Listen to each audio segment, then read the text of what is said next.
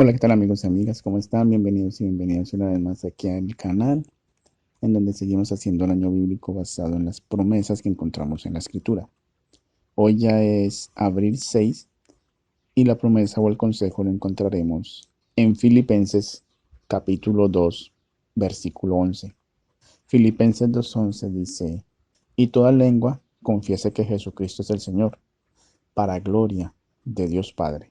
Aquí el apóstol Pablo le está presentando a los filipenses quién es Jesús. Ese Jesús, quien era Dios, tomó la decisión de hacerse hombre para venir a morir por nosotros, porque Dios en sí no puede morir.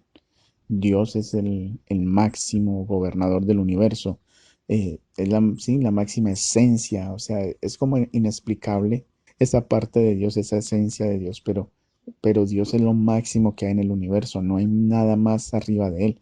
Entonces, él no puede morir. La única forma en que Dios pudiese morir es convirtiéndose en un ser que pueda hacerlo, o sea, que un ser que pueda morir. ¿Cómo un ser inmortal puede morir? La única forma es convirtiéndose en un ser que sí pueda morir, en un ser mortal.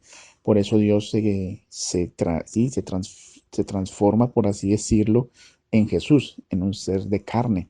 La esencia de Dios se pone en el vientre de María a través del Espíritu Santo y se convierte en carne precisamente para poder morir y también para poder experimentar lo que la raza caída ha experimentado durante tantos años, es decir, experimentar las tentaciones, el dolor, la tristeza, todas las emociones que nosotros como seres humanos tenemos.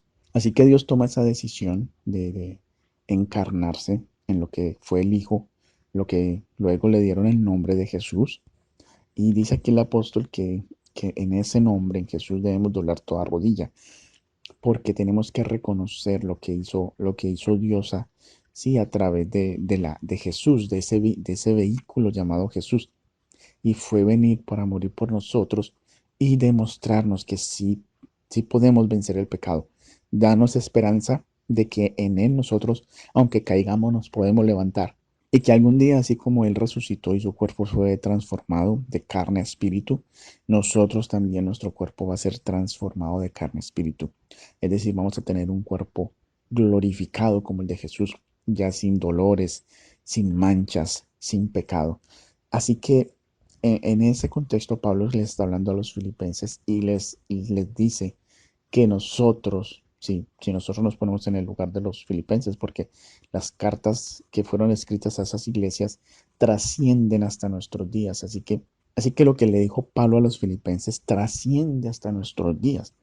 Y así como los filipenses debían confesar que Jesús es el Señor, nosotros también debemos confesar que Jesús es el Señor.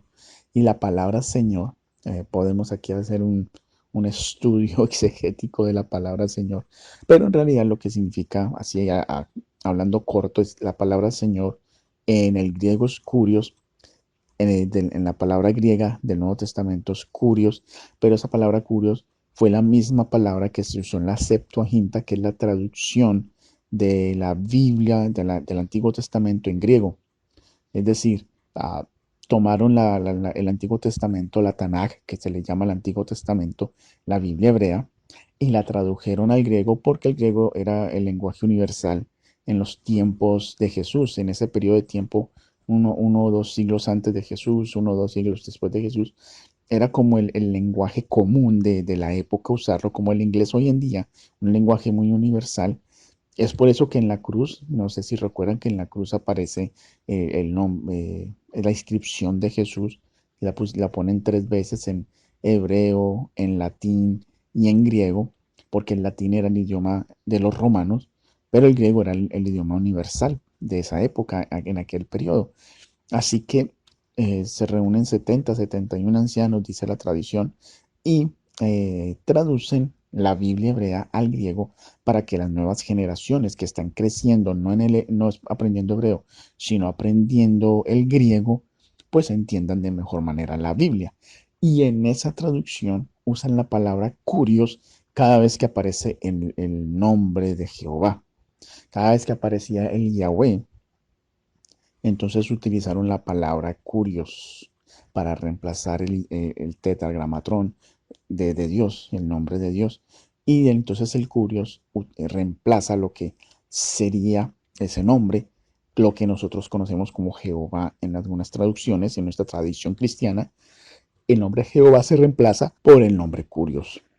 Cuando entonces llegamos al Nuevo Testamento, es llamativo que se use la palabra Curios para referirse a Jesús, porque estaría diciendo prácticamente que Jesús es Jehová.